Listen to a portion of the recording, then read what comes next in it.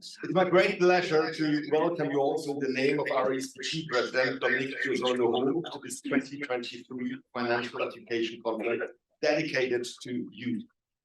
It's an immense privilege for me to have you here today, whether it is physically at our premises or, as we know, many of you join us virtually too. A warm welcome to you all here also from Brussels.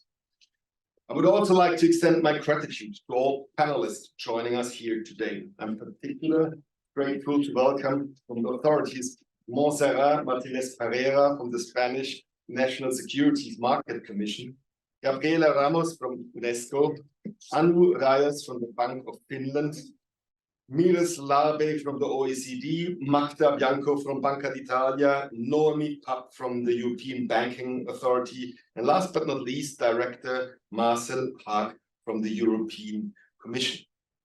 I'm also delighted to welcome the experts on the field of education, Roland Monash from Aflatun and Kristina Welkowska from JA Europe. From our members, I'm very happy to welcome, beside our ESBG president, the executive board member at DSGD, Caroline Schrieber, and from the Astor Group, the Flip Museum director, Philipp List. Many thanks also to you all for being here. As you know, we are gathered today to discuss the important topic, financial education for youth. Important not only for me and for WSBI, ESBG, our global and our European Savings and Retail Bank Association, but important for experts in the field, important for schools, for universities, important for parents, for states, and important for governments and civil society. Financial education for children, for teenagers, for trends, it's not just the right thing to do, but it's also a smart investment in our future. And this is something that us, the savings and retail banks, are taking directly to the heart. Since the beginning of our history in the 18th century, when our first banks were created, financial education has been a key part of our very DNA. And we are proud of this because we believe that financial education should be at the center of our mission as responsible bankers, and that children should be the pillar supporting this vision. This vision is equally true in all parts of the world. In developing countries, for instance, where many people live with less than $1 or $2 per day, learning how to save may become a question of necessity. And even micro-saving from an early age can contribute to become less vulnerable to financial shocks and thus supporting their wealth in the long run. In developed countries, on the other hand, the problem is different. Aging societies, years of limited growth, combined with rising unemployment levels and growing fiscal deficits have put a strain on people's pensions and social systems. More than ever, young people should be aware that the welfare system, in the way we know it, may not suffice to provide for the times when they grow older. Here again, raising awareness on the benefits of savings may be essential for the well-being of society as a whole. But how do the youngsters see themselves positioned here? To answer this question, let's have a look at the Flash Eurobarometer survey on retail financial products.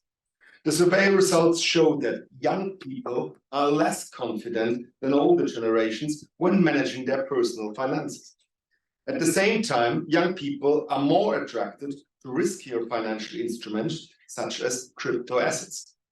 They also have more trust in social media as a source of financial information and feel more secure in making financial transactions via web or apps. So what can we deduct from this? In my view, this would suggest that initiatives targeting young people with the aim of raising financial literacy levels are indispensable. And this is where I would like to stress the importance of the financial competence framework for children and youth recently published in the OECD. Looking only at Europe, it is possible to see that although officially the EU does not have the power to impose a financial education curriculum in member states, the topic of financial literacy is clearly gaining importance at the EU level. The Commission and the OECD, but also the EU countries, have been developing more or less ambitious strategies in this field.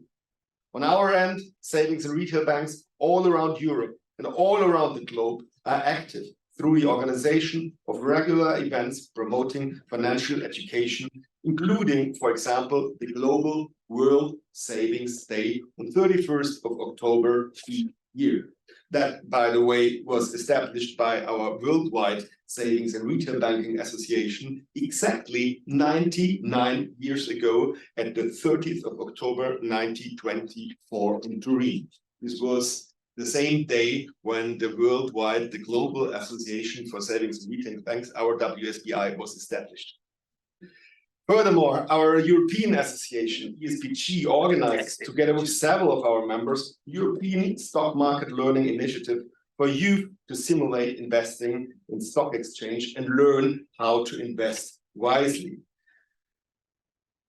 ESBG is one of our key partners here, but also our Luxembourg, France, Spanish, Sweden, French members join this initiative year by year.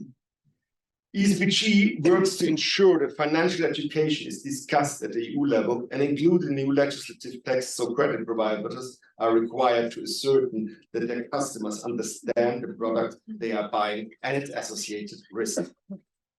Ladies and gentlemen, dear guests, I would also like to thank you for joining us here today once again, and I hope that with this brief background, we can kick off a fruitful discussion that I'm confident will lead to many interesting results, ideas, and initiatives on this important topic of financial education for youth. And on this note, I would finally like to hand over now the floor to our great moderator, Jackie Davis, who will guide us through the discussions of this event. Jackie, we are more than happy to have you once again with us here today and lead us through this morning. I wish you all a wonderful conference. Thank you for joining us. Jackie, the floor is yours. Thank you so very much.